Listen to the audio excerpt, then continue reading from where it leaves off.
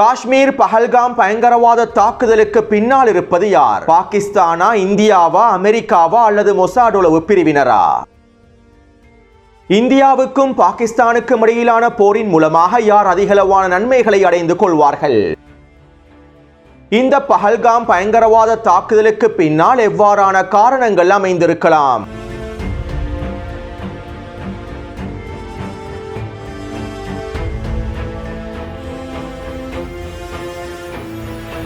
தயவு செய்து இந்த காணொளியை முழுமையாக பார்வையிடுங்கள். அப்போதுதான் சில விடயங்களை உங்களுக்கு தெளிவாக புரிந்து கொள்ளலாம். கடந்த செவ்வாய்க்கிழமை இந்தியாவின் கட்டுப்பாட்டுக்கு கீழால் இருக்கக்கூடிய காஷ்மீரின் பஹல்காம் பிரதேசத்திலே நடைபெற்ற பயங்கரவாத தாக்குதல் தற்போது இந்தியாவுக்கும் பாகிஸ்தானுக்கும் இடையில் மிகப்பெரிய போர் பதற்றத்தினை தோற்றுவித்துள்ளது. இந்த பயங்கரவாத தாக்குதல் எவ்வாறு மேற்கொள்ளப்பட்டது, குறித்த தாக்குதலின் போது எவ்வாறான சம்பவங்கள் நடைபெற்றிருந்தன, பயங்கரவாதிகள் எவ்வாறு நுழைந்து தாக்குதல்களை மேற்கொண்டார்கள் என்பது தொடர்பாக பல ஊடகங்களின் மூலமாக பல்வேறுபட்ட தகவல்களை நீங்கள் பெற்றுக் கொண்டிருப்பீர்கள். மேலும் இந்த பயங்கரவாத தாக்குதலில் 28 அப்பாவி பொதுமக்கள் படுகொலை செய்யப்பட்டுள்ளார்கள். அப்பாவி பொதுமக்களை இலக்கு வைத்து மேற்கொள்ளக்கூடிய பயங்கரவாத தாக்குதல்கள் கொடூரமானவை. இந்த பயங்கரவாத தாக்குதலை மேற்கொண்டிருக்கக்கூடிய பயங்கரவாதிகளுக்கு நிச்சயமாக கடுமையான தண்டனைகள் வழங்கப்பட வேண்டும். மேலும் இந்த பயங்கரவாதிகளுக்கு பின்னால் இருக்கக்கூடியவர்களும் தண்டிக்கப்பட வேண்டும்.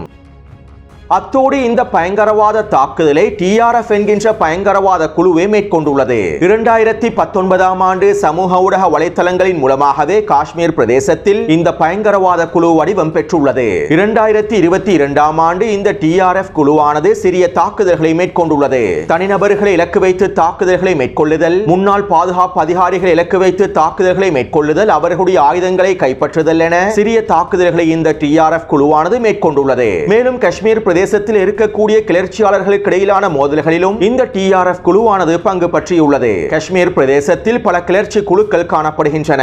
இந்த கிளர்ச்சி குழுக்களில் இருந்து நீக்கப்பட்ட ஒதுக்கப்பட்ட நபர்களே TRF குழுவில் இணைந்து கொண்டுள்ளார்கள். காஷ்மீர் தேசியவாதத்தை ஆதரிக்கக்கூடியவர்களும் இந்த TRF குழுவை நிராகரித்துள்ளார்கள். இந்தியாவின் கட்டுப்பாட்டிற்கு கீழால் இருக்கக்கூடிய காஷ்மீர் பிரதேச மக்கள் தங்களுக்கு சுதந்திரமான தனிநாடு தேவை என்றே குறிப்பிடுகின்றார்கள். காஷ்மீர் தேசியவாதத்தை ஆதரிக்கக்கூடியவர்கள் ஒருபொழுதும் பாகிஸ்தானோடு இணைந்து கொள்வதற்கு எந்த விதமான ஆதரவையும் வெளிப்படுத்துவதில்லை. எங்களுக்கு பாகிஸ்தானும் தேவையில்லை, இந்தியாவும் தேவையில்லை, எங்களை ஒரு தனிநாடாக அங்கீகரிக்க வேண்டும் என்றே காஷ்மீர் தேசியவாதிகள் போராட்டங்களை மேற்கொள்கின்றார்கள். ஆனால் இந்த TRF குழுவானது காஷ்மீர் பிரதேசத்தினை பாகிஸ்தானோடு இணைக்க வேண்டும் என்கின்ற கொள்கையை அடிப்படையாக கொண்டுள்ளது. இதனாலேயே காஷ்மீர் பிரதேசத்தில் இருக்கக்கூடியவர்கள் இந்த TRF குழுவுக்கான ஆதரவுகளை வழங்குவதில்லை. காஷ்மீர் தேசியவாதிகளும் இந்த TRF போன்ற குழுக்களுக்கு தங்களுடைய ஆதரவுகளை வழங்குவதில்லை. இருப்பினும் இந்திய பாதுகாப்பு படையினால் இந்த TRF குழுவானது முழுமையாக அளிக்கப்படவில்லை. அதே நேரம் 2021 ஆண்டுகளுக்கு பிறகு இந்த TRF குழுவை சேர்ந்தவர்கள் காஷ்மீரின் மலைப்பாங்கான பிரதேசத்திலே மறைந்து வாழ்வதற்கு ஆரம்பித்தார்கள். இதற்கு பிறகு 2023 ஆண்டு இந்திய அரசாங்கம் இந்த TRF குழுவை பயங்கரவாத குழுவாக அறிவித்தது. இதைத் தொடர்ந்து 2024 ஆண்டு ஜூன் மாதமளவில் காஷ்மீரின் ரியாசி பகுதியிலே பேருந்தொன்றில் சென்று கொண்டிருந்த இந்த யாத்ரீகர்களை இலக்கு வைத்து இந்த TRF குழுவானது துப்பாக்கிச் சூட்டு தாக்குதல்களை மேற்கொண்டிருந்தது. இந்த தாக்குதலிலே 9 பேர் படுகொலை செய்யப்பட்டிருந்தார்கள். மேலும் 33 பேர் படுகாயமடைந்திருந்தார்கள். இந்த பயங்கரவாத தாக்குதலை நாங்கள் தான் மேற்கொண்டுள்ளோம் என TRF பயங்கரவாத குழுவானது பொறுப்பேற்றிருந்தது. இப்படியான நிலைமையிலேயே தற்போது பஹல்காம் பிரதேசத்திலே TRF குழுவினால் இந்த பயங்கரவாத தாக்குதல் மேற்கொள்ளப்பட்டுள்ளது. அத்தோடு இந்த பயங்கரவாத தாக்குதலை மேற்கொண்டிருக்கக்கூடிய TRF பயங்கரவாதிகள் இந்தியாவின் கட்டுப்பாட்டில் இருக்கக்கூடிய காஷ்மீர் பிரதேசத்தில் இருந்தே வெளிப்பட்டு இந்த பயங்கரவாத தாக்குதலை மேற்கொண்டுள்ளார்கள். 2022 ஆண்டிலிருந்து காஷ்மீரின் மலை பிரதேசங்களில் மறைந்திருக்கக்கூடிய TRF பயங்கரவாதிகளே இந்த தாக்குதல்களை மேற்கொண்டுள்ளார்கள். எனவே காஷ்மீர் பிரதேசத்தில் இருக்கக்கூடிய பயங்கரவாதிகள் மூலமாகவே இந்த பயங்கரவாத தாக்குதல் மேற்கொள்ளப்பட்டுள்ளது. இந்த பயங்கரவாத தாக்குதலை பாகிஸ்தானிலிருந்து எல்லையினூடாக நுழைந்து மேற்கொண்டிருப்பதற்கான வாய்ப்புகள் குறைவாக இருப்பதாகவே பல ஆய்வாளர்களும் கருத்துக்களை வெளியிட்டுள்ளார்கள்.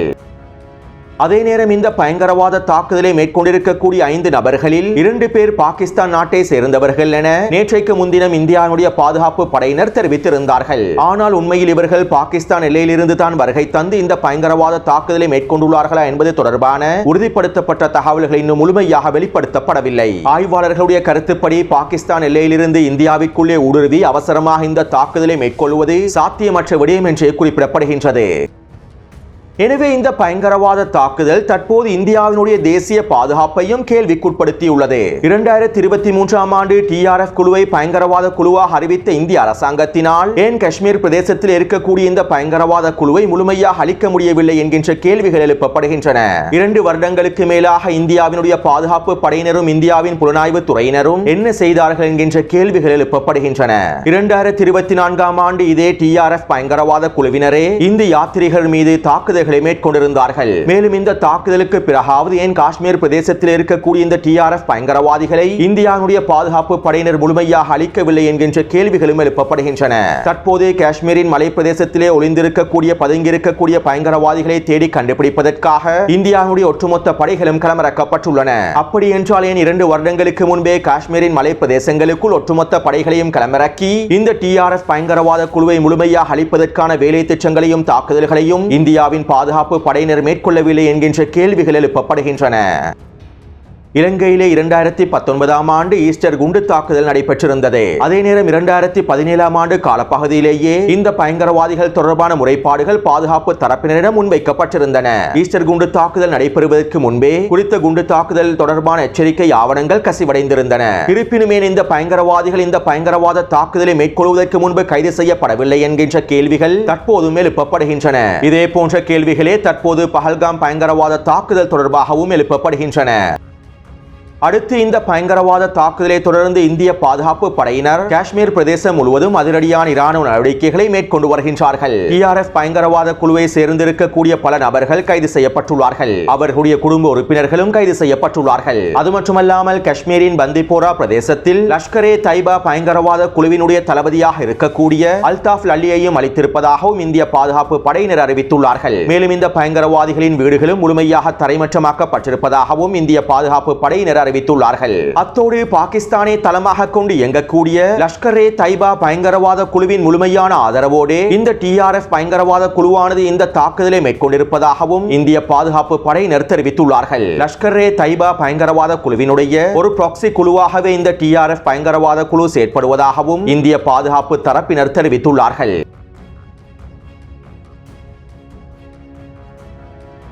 இந்த பயங்கரவாத தாக்குதலை பாகிஸ்தானினுடைய வெளியுறவுத்துறை அமைச்சகம் கண்டித்திருந்தது. அதே நேரம் பாகிஸ்தானிய பிரதமர் ஷெபாஸ் ஷரீப் அவர்கள் இந்த பயங்கரவாத தாக்குதலுக்கான எந்த விதமான கண்டனங்களையும் தெரிவித்திருக்கவில்லை. பஹல்காம் பயங்கரவாத தாக்குதலை தொடர்ந்து இந்திய அரசாங்கம் சில அதிரடியான முடிவுகளை எடுத்திருந்தது. பாகிஸ்தானுக்கும் இந்தியாவுக்கும் இடையிலான சில முக்கியமான ஒப்பந்தங்களையும் இந்திய அரசாங்கம் முறித்துக் கொண்டது. இதைத் தொடர்ந்து பாகிஸ்தானிய பிரதமரும் அதற்கு பதிலடி வழங்கும் முகமாகவே சில முடிவுகளை வெளியிட்டிருந்தார். பயங்கரவாத தாக்குதல் தொடர்பான விசாரணைகளை ஆரம்பிக்காமல் முறையான கண்டனங்களை தெரிவிக்காமல் இந்தியாவினுடைய முடிவுகளுக்கு பதிலடி வழங்குவதற்கு பாகிஸ்தான் பிரதமர் தீர்மானித்தது ஒரு முட்டாள்தனமான முடிவாகவே பார்க்கப்படுகின்றது. அத்தோடு பாகிஸ்தானினுடைய பாதுகாப்பு அமைச்சர் இந்த தாக்குதலானது ஒரு ஃபால்ஸ் பிளாக் தாக்குதல் என்றும் குறிப்பிட்டுள்ளார். அதாவது ஒரு தரப்பினர் திட்டமிட்டு தாக்குதல்களை மேற்கொண்டதற்கு பிறகு அந்த தாக்குதலுக்கான பழியை இன்னொருவர் மீது சுமத்துவதே ஃபால்ஸ் பிளாக் தாக்குதல் என்று அழைப்பார்கள். எனவே இவ்வாறானதொரு ஃபால்ஸ் பிளாக் தாக்குதல் ஒன்றை தான் இந்தியா மேற்கொண்டிருப்பதாக பாகிஸ்தானினுடைய பாதுகாப்பு அமைச்சர் தெரிவித்துள்ளார். மேலும் இந்த ஃபால்ஸ் பிளாக் தாக்குதல் தொடர்பான சில ஆதாரங்களை பாகிஸ்தானிய ஊடகங்களும் சமூக ஊடக வலைத்தளங்களும் வெளியிட்டிருந்தன. ஆபரேஷன் ட்ரினேட்ரா என்கின்ற திட்டத்திற்கு அமைவாகவே இந்த ஃபால்ஸ் பிளாக் தாக்குதல் திட்டம் மேற்கொள்ளப்பட்டிருப்பதாகவும் அமெரிக்க துணை ஜனாதிபதி JD வான்ஸ் இந்தியாவுக்கு வருகை தந்திருக்கக்கூடிய வேளையில் பாகிஸ்தானை குறைமதிப்பிற்கு உட்படுத்துவதற்காகவும் இந்தியாவுக்கான அமெரிக்காவின் ஆதரவை முழுமையாக தக்க வைத்துக் கொள்வதற்காகவும் சர்வதேச பயங்கரவாதத்திற்கு எதிராக இந்தியாவினுடைய நிலைப்பாட்டினை உறுதிப்படுத்துவதற்காகவும் இதன் மூலமாக பயங்கரவாதத்திற்கு எதிரான செயற்பாடுகளுக்கான நிதிகளை அமெரிக்காவிடமிருந்து பெற்றுக் கொள்வதற்காகவும் இந்த ஃபால்ஸ் பிளாக் தாக்குதல் திட்டம் மேற்கொள்ளப்பட்டிருப்பதாக கசிவடைந்திருக்கக்கூடிய ஆவணத்தில் தெரிவிக்கப்பட்டுள்ளது என பாகிஸ்தானிய ஊடகங்களும் செய்திகளை வெளியிட்டுள்ளன. அதே நேரம் கசிவடைந்திருக்கக்கூடிய இந்த ஆவணத்தின் உண்மைத்தன்மை தொடர்பாக பல கேள்விகள் எழுப்பப்படுகின்றன. எந்த விதமான முத்திரைகளும் கையொப்பமும் இடப்படாத ஒரு ஆவணமாகவே இது காணப்படுகின்றது. ஒரு சாதாரண A4 காகிதத்திலே டைப் செய்யப்பட்ட எழுத்துக்களாகவே இவை காணப்படுகின்றன. இது ஒரு உத்தியோகபூர்வமான ஆவணமாக இருப்பதற்கான எந்த விதமான ஆதாரங்களும் குறித்த கசிவடைந்த ஆவணத்திலே குறிப்பிடப்பட்டிருக்கவில்லை. எனவே கசிவடைந்திருப்பதாக குறிப்பிடப்படுகின்ற இந்த ஆவணத்தினை வைத்துக் கொண்டு இந்தியா தான் இந்த ஃபால்ஸ் பிளாக் தாக்குதல் திட்டத்தினை மேற்கொண்டுள்ளது என்பதனை உறுதிப்படுத்துவதற்கான போதிய அளவு ஆதாரங்கள் இல்லை என்பதனை ஆய்வாளர்கள் குறிப்பிடுகின்றார்கள். இருப்பினும் பாகிஸ்தானினுடைய இராணுவ தலைமைகளும் அமைச்சர்களும் இந்த தாக்குதல் இந்தியாவின் மூலமாகவே மேற்கொள்ளப்பட்டுள்ளது, இந்தியாவினால் அரங்கேற்றப்பட்ட ஃபோல்ஸ் பிளாக் தாக்குதல் திட்டம் என தொடர்ச்சியான கருத்துக்களையும் வெளியிட்டு வருகின்றார்கள். அதே நேரம் கசிவடைந்திருக்கக்கூடிய இந்த ஆவணம் போலியான ஆவணமாக இருப்பதன் காரணத்தினால் மாத்திரம் இந்த தாக்குதல் ஃபோல்ஸ் பிளாக் தாக்குதலாக இருக்க முடியாது என்பதனையும் உறுதிப்படுத்த முடியாது. இன்னும் தெளிவாகவும் சுருக்கமாகவும் குறிப்பிடுவதாக இருந்தால் இந்த தாக்குதல் ஒரு ஃபோல்ஸ் பிளாக் தாக்குதலாகவும் இருக்கலாம் அல்லது அவ்வாறு இல்லாமலும் இருக்கலாம். இரண்டையும் உறுதிப்படுத்துவதற்கான முழுமையான ஆதாரங்கள் தற்போது வரை முன்வைக்கப்படவில்லை. அத்தோடு பாகிஸ்தான் டிவி ஊடகம் இவ்வாறு தெரிவித்துள்ளது. இந்தியாவில் இருக்கக்கூடிய மொசாட் உளவு பிரிவும் இந்தியாவும் ஒன்றிணைந்து இந்த தாக்குதலை மேற்கொண்டுள்ளன. இந்த தாக்குதலுக்கு பின்னால் மொசாட் உளவு பிரிவும் இந்தியாவோடு இணைந்து செயற்பட்டுள்ளது என பாகிஸ்தான் டிவி ஊடகம் செய்திகளை வெளியிட்டுள்ளது.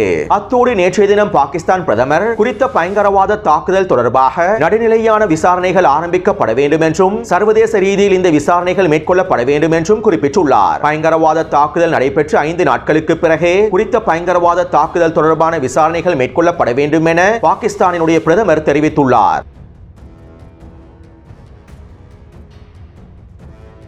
கடந்த 2 வருடங்களுக்கு முன்பு பாகிஸ்தானினுடைய நிலைமை தொடர்பாகவும் இம்ரான்கான் மற்றும் பாகிஸ்தான் இராணுவம் தொடர்பாகவும் ஒரு காணொலி ஒன்றினை நான் பதிவிட்டிருந்தேன். அதாவது பாகிஸ்தானினுடைய மிக முக்கியமான பிரச்சனையாக பாகிஸ்தானிய இராணுவமும் பாகிஸ்தானிய உளவு பிரிவான ISI உளவு பிரிவும் காணப்படுகின்றன. இம்ரான்கான் போன்ற சிறந்த ஆட்சியாளர்களை பதவியிலிருந்து தூக்கி எறிவதற்கு பின்னால் பாகிஸ்தானிய இராணுவமும் பாகிஸ்தானினுடைய உளவு பிரிவுமே காணப்படுகின்றது. ஏன் பாகிஸ்தானினுடைய பொருளாதார நெருக்கடிகளுக்கு பின்னாலும் பாகிஸ்தானினுடைய இராணுவமும் உளவு பிரிவும் மிக முக்கிய பங்கை வகிக்கின்றன.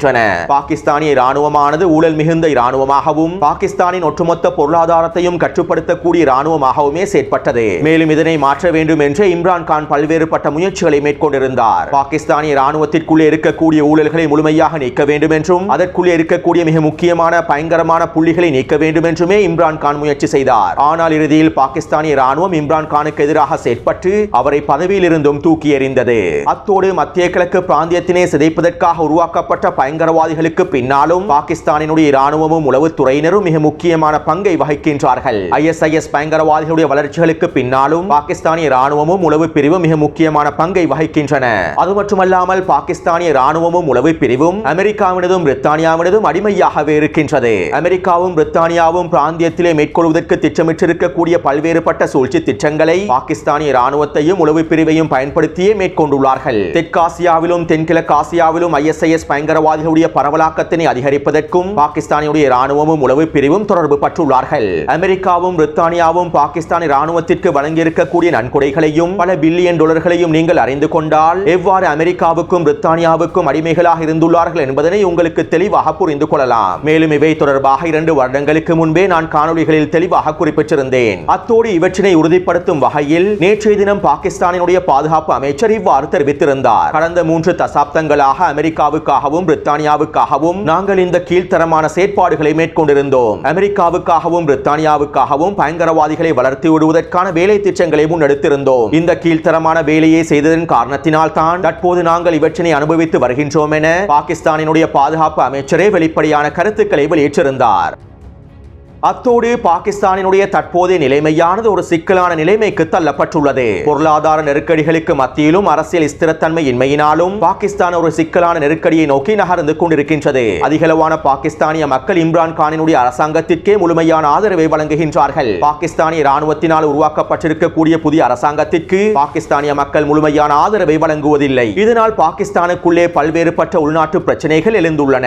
எனவே இப்படியான சூழ்நிலையில் பாகிஸ்தானுக்கும் இந்தியாவுக்கும் இடையிலான போர் ஆரம்பிக்கப்படுமாக இருந்தால் அதன் மூலமாக பாகிஸ்தானினுடைய தற்போதைய அரசாங்கம் அதிகளவான நன்மைகளை அடைந்து கொள்ளும். இந்தியாவுக்கு எதிராக இலகுவாக ஒட்டுமொத்த பாகிஸ்தானியர்களும் ஒன்றுபடுவார்கள். எனவே இதனை பயன்படுத்தி தற்போதைய பாகிஸ்தானிய அரசு அரசியல் இலாபங்களை அடைந்து கொள்வதற்கு முயற்சி செய்யலாம். இதற்காகவும் பாகிஸ்தானிய இராணுவம் இந்த பயங்கரவாத தாக்குதல்களுக்கு பின்னால் மறைமுகமாகவும் செயற்பட்டிருக்கலாம்.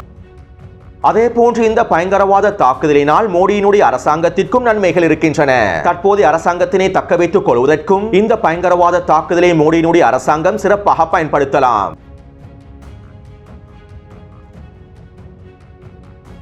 அடுத்து இங்கிருக்கக்கூடிய இன்னும் மிக முக்கியமான விடயம் என்னவென்றால், பாகிஸ்தானுக்கும் இந்தியாவுக்கும் இடையிலான போர் ஆரம்பிக்கப்படுவதன் மூலமாகவும் அதிகளவான நன்மைகளை அடைந்து கொள்ளப் போவது அமெரிக்காவும் இஸ்ரேலும் ஆகும். தற்போதைய சூழ்நிலையில் அமெரிக்காவுக்கு இந்தியா மிக முக்கிய தேவையாகும். சீனாவுடனான வர்த்தக போருக்கு மத்தியில் இந்தியாவுடனான உறவுகளை வலுப்படுத்திக் கொள்ள வேண்டும் என்கின்ற தேவை அமெரிக்காவுக்கு காணப்படுகின்றது. மேலும் சீனாவுக்கு எதிராக இந்தியாவை பயன்படுத்த வேண்டும் என்கின்ற தேவையும் அமெரிக்காவுக்கு காணப்படுகின்றது. அது மட்டுமல்லாமல் இவ்வளவு நாளாக சீனாவிலே மேற்கொண்டு வந்த உற்பத்திகளை அமெரிக்கா இந்தியாவிலே மேற்கொள்வதற்கும் திட்டமிட்டு வருகின்றது.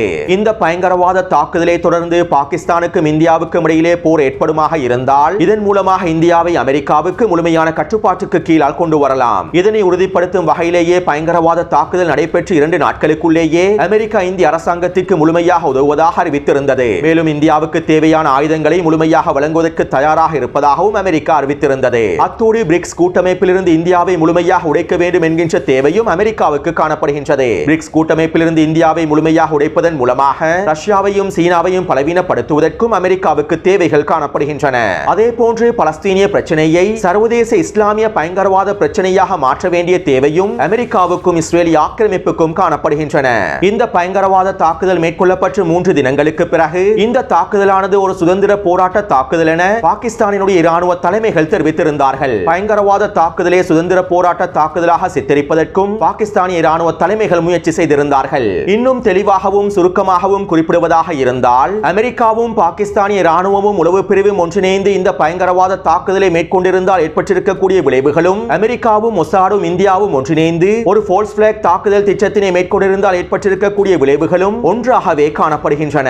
இந்த தாக்குதலை பாகிஸ்தான் மேற்கொண்டிருந்தாலும் அல்லது இந்தியா ஃபோல்ஸ் பிளாக் திட்டமாக மேற்கொண்டிருந்தாலும் ஏற்பட்டிருக்கக்கூடிய விளைவுகளும் பாதிப்புகளும் ஒன்றாகவே அமைந்திருக்கும். அதாவது இதன் மூலமாக ஏற்பட்டிருக்கக்கூடிய பாதிப்புகளும் இழப்புகளும் அமெரிக்காவுக்கு நன்மை பயப்பிக்கக்கூடியதாகவே அமைந்திருக்கும். எனவே ஒட்டுமொத்தமாக எடுத்து நோக்கும் போது இந்தியாவுக்கும் பாகிஸ்தானுக்கும் இடையிலான போரின் மூலமாக அதிகளவான நன்மைகளை அமெரிக்காவும் இஸ்ரேலுமே அடைந்து கொள்ளும். அத்தோடு இந்த காணொலி தொடர்பான கருத்துக்களை பதிவிடுங்கள். தொடர்ந்தும் என்னுடன் இணைந்திருங்கள். நன்றி, வணக்கம்.